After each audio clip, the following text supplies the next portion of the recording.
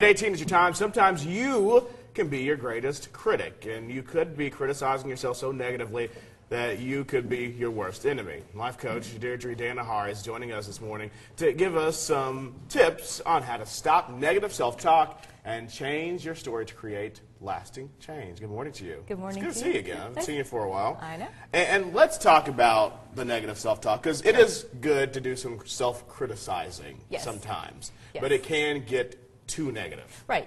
Constructive criticism is one thing. Destructive criticism is what we tend to do.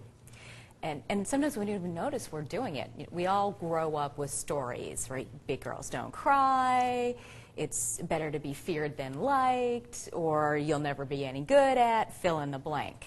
Right? So that gets ingrained in us from a really early age, and we're not even noticing that perhaps we're criticizing ourselves or judging ourselves or other people when maybe we don't really need to.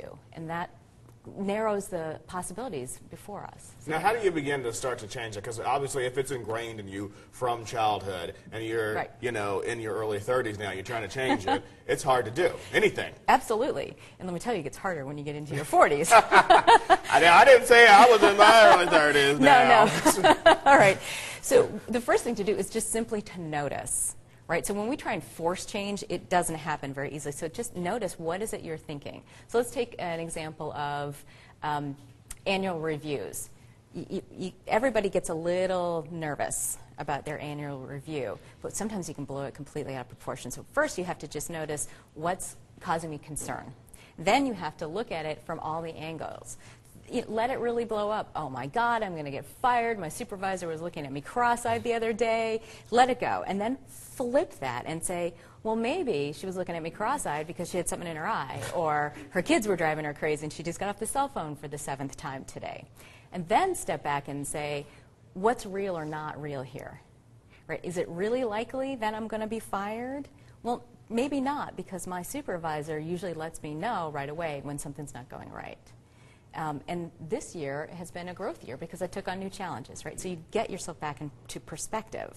So it's really not searching for the negative immediately. You need to stop searching for the negative and just look at what is reality. Correct, because the negative will be there immediately. We're kind of primed that way as people.